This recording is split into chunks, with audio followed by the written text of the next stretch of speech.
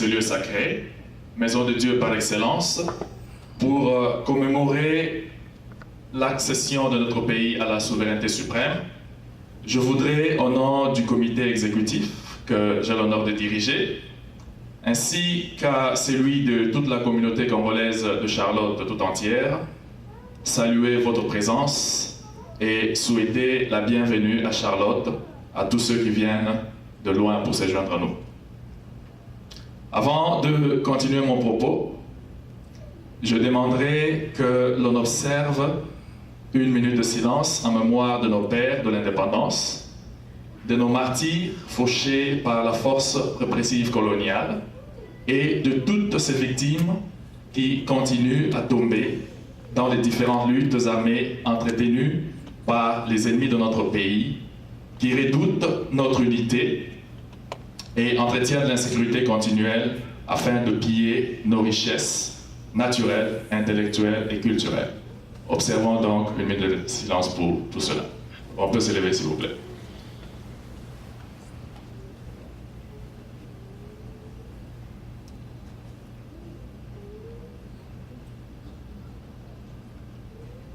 Merci beaucoup.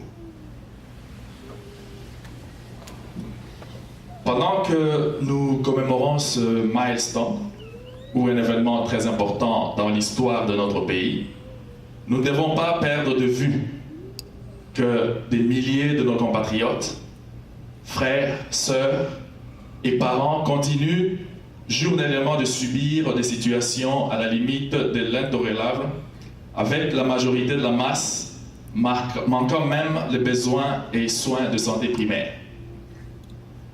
Notre plus grand souhait, en invitant les membres des autres communautés congolaises voisines, est de commémorer ensemble, afin de constituer une mémoire collective. Et nombreux seront d'accord avec moi que de dire que cela fait énormément plaisir et du bien, de créer un amour entre nous, un esprit patriotique, et de se retrouver ensemble, très loin de notre pays d'origine et ici aux États-Unis, pour commémorer cet événement historique. Nous sommes une communauté. Par définition, c'est tout un système qui est constitué des différents composants qui doivent travailler ensemble pour atteindre des objectifs communs. Et certains objectifs ici sont le bien-être, la prospérité de tout Congolais et de notre pays, ainsi que l'unité pour assurer notre souveraineté, prospérité, ainsi que notre indépendance réelle.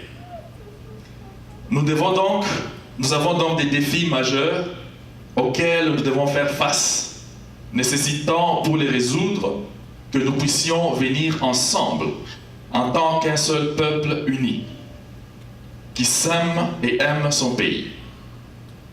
Une fois ensemble, nous serons à mesure d'élever nos standards et de changer nos paradigmes, c'est-à-dire notre vision du monde, ainsi que nos anciennes mentalités, et de travailler dans le sens à restaurer notre image et dignité tant ternie à travers le monde. La crise qui frappe notre pays, et par conséquent notre communauté, est multiforme. Et pour la résoudre, il faut aller à la racine. Le plus grand problème, il faut le reconnaître, est celui de mentalité.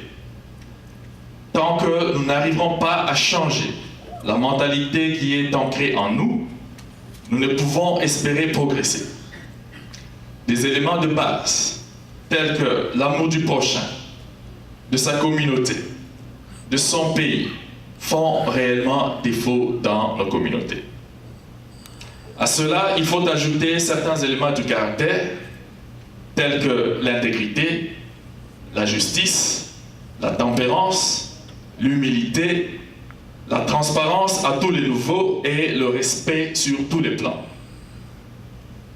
Il faudrait aussi ajouter l'amour du travail et le sens de responsabilité.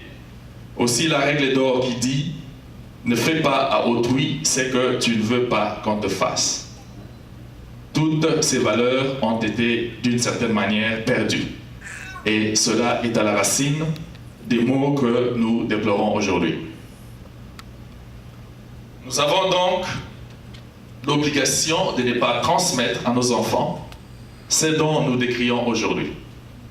Cela doit être fait par nous d'abord, car quel que soit là où nous sommes aujourd'hui, il est avant tout de notre devoir et de notre pouvoir de contrôler notre avenir.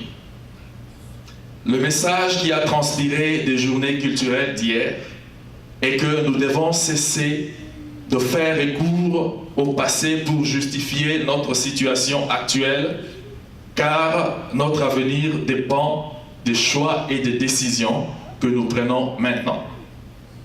Cherchons par contre à créer des actions synergétiques qui permettent d'obtenir plus de nos capacités acquises dans ce pays et penser à transférer les technologies et connaissances dans notre pays en éduquant nos enfants à obtenir une formation de qualité internationale et qui sera tout à fait valable.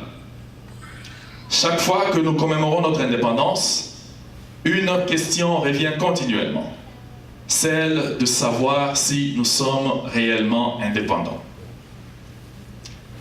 Pour répondre à cela, nous croyons que toute personne ou toute institution qui souhaiterait vraiment devenir indépendant doit se prendre en charge et prendre des dispositions nécessaires pour le devenir.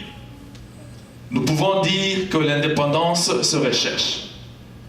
Il faut enlever à l'idée qu'elle doit vous être donnée sur un plateau d'or. Il y a tout un processus pour devenir indépendant. Le processus de maturité, de manière générale, est continu.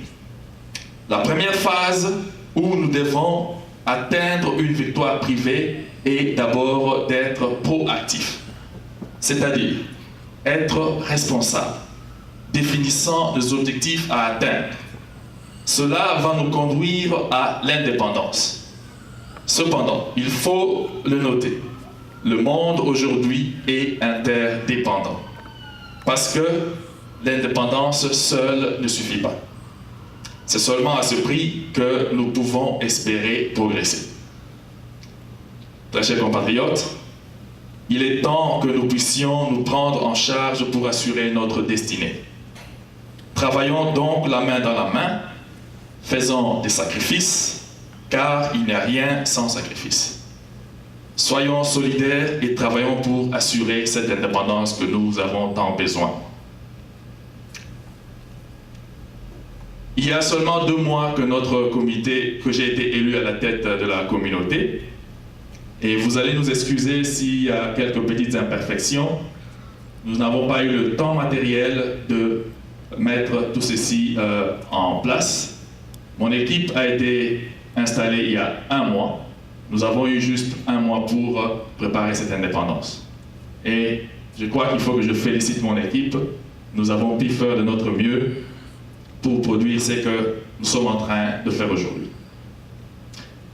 À moins de 2 mois que nous sommes à la tête de la communauté, nous avons réussi à mettre en place des moyens de communication qui font défaut à travers notre communauté. Ainsi, nous avons pu avoir un website et un Facebook.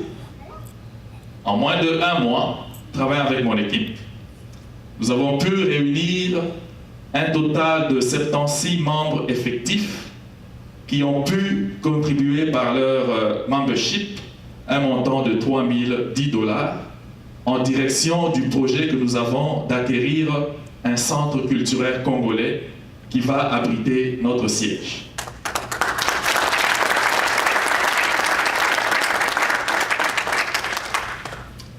Parce que si nous voulons devenir sérieux dans ce que nous faisons, et si nous voulons si les autres partenaires doivent nous prendre au sérieux, ils doivent au moins savoir où nous trouver.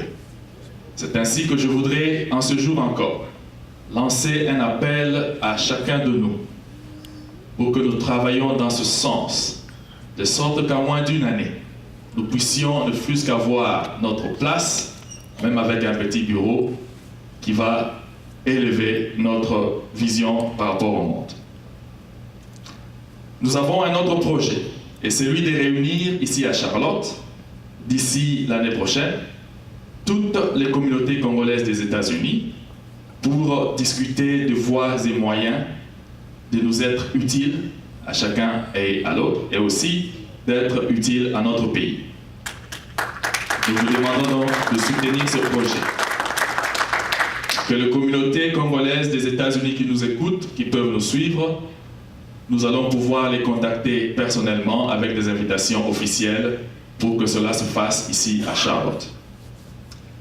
Pour terminer, au nom de tout le comité exécutif, je vous souhaite un heureux 53e anniversaire de l'indépendance. Que Dieu bénisse la communauté congolaise de Charlotte, que Dieu bénisse notre pays, la RDC, que Dieu bénisse les États-Unis, notre pays d'accueil. Je vous remercie.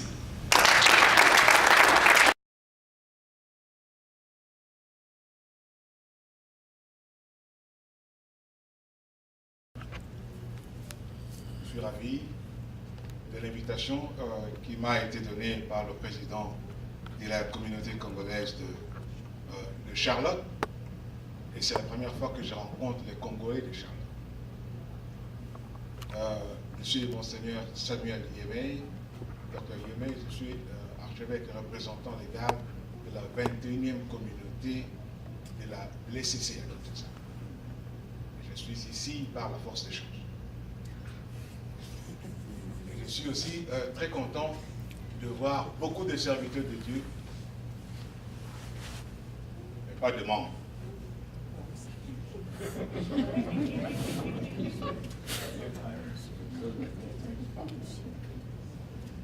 Le message que j'aimerais donner à la communauté est celui-ci. 50 ans dans la vie d'un homme, c'est la vieillesse de la jeunesse et la jeunesse de la vieillesse. Et à 53 ans d'âge, le problème du Congo n'est pas un problème de l'avoir, mais plutôt de l'être, du paraître et du devenir. En effet, on ne peut pas avoir une communauté congolaise sans Congolais. C'est le 30 juin 1960 que cette identité nous a été légalement reconnue par la communauté internationale. Depuis, notre peuple a connu plusieurs réductions, à la fois anthropologiques, socio-économiques, voire théologiques. Mais en dépit de cette situation misérable et miséreuse, nous devons nous inspirer du film sud-africain qui s'appelle Sarafina, dans lequel, malgré la ségrégation raciale qu'ils ont endurée sous l'apartheid, les Sud-Africains gardaient toujours l'espoir que les choses allaient changer un jour en chantant « Freedom is coming tomorrow ». Aujourd'hui, l'Afrique du Sud a effectivement changé, bien que le Madiba est mourant. En célébrant le 30 juin, nous ne célébrons pas les gouvernants de la RDC, mais plutôt les territoires congolais et la population congolaise meurtrie. Nous nous célébrons nous-mêmes, ainsi que notre identité. Nous chantons d'une manière nouvelle et sur un nouveau ton les débuts congolais. Malgré l'inconscience, l'immaturité, l'irresponsabilité de la plupart des politiques congolais et l'avortement de la démocratie au pays de Patrice Emery Lumumba, Joseph Albert Malula, Mabika Kalanda et Lomami Chibambe.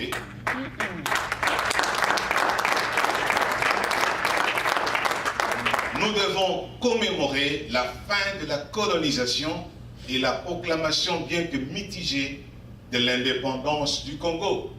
Car pour être indépendant, il faut être responsable. Mais nous sommes devenus indépendants avant d'être responsables. Ce serait incongru pour un Congolais de faire des barbecues et voir les fireworks le 4 juillet de chaque année ici aux États-Unis pour commémorer l'indépendance des États-Unis et ne pas fêter l'indépendance de son propre pays.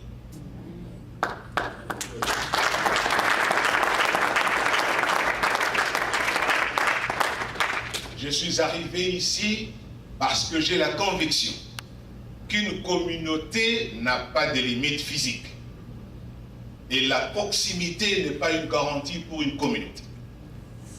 C'est ainsi que la communauté congolaise, bien que plurielle, doit travailler dans une synergie ici aux États-Unis, donc en créant un lobbying qui soit sous-tendu par une idéologie et un courant philosophique émancipateur et libérateur.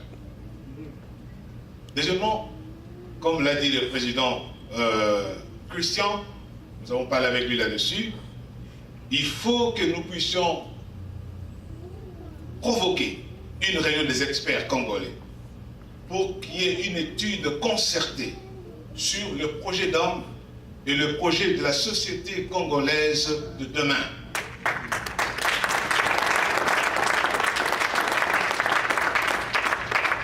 Comme vous voyez, je suis un archevêque, je suis un homme de la foi, mais j'ai mes pieds sur terre, je ne vis pas au ciel. Amen. Il y a beaucoup de Congolais, quand ils parlent communauté ou quand ils parlent église, ils veulent toujours qu'on ajoute le mot apolitique. C'est-à-dire qu'il n'a rien à faire avec la politique. Souvent, ça me démange. Parce que si vous êtes dans un pays étranger et que vous vous constituez en tant qu'une communauté ou en tant qu'une minorité, c'est déjà un acte politique.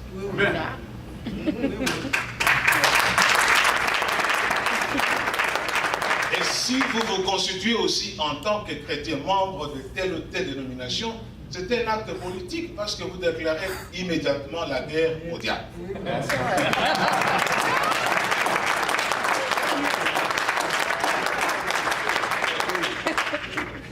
Donc on ne peut pas vivre sans politique, surtout lorsqu'on est une minorité, parce qu'on devient un mouvement de revendication.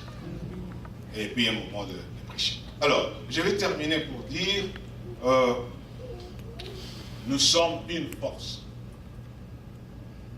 Nous devons nous assumer. Nous n'avons pas à craindre et nous n'avons pas à nous plaindre. Mais nous avons à vaincre la honte et la peur de ce que nous sommes. Nous sommes une minorité, nous devons travailler dans la solidarité pour éclore la vision des pères de l'indépendance, comme nous les chantons dans l'hymne national. Nous bâtirons un pays plus beau qu'avant par les labeurs. C'est-à-dire, nous devons être mus par la philosophie du travail. Comme le dirait Emmanuel Kant, nous devons travailler parce que le travail crée le bonheur. Et deuxièmement, nous devons aussi élaborer cette politique esthétique, cette politique cosmétique de Lumumba. Nous devons élaborer cette cosmétique même de la politique.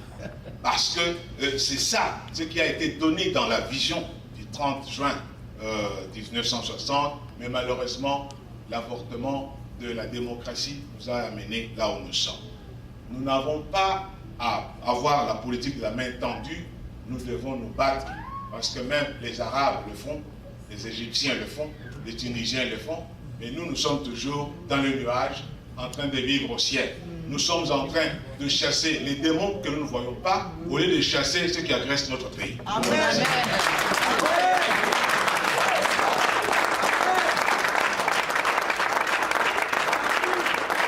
Merci beaucoup, Archibishop.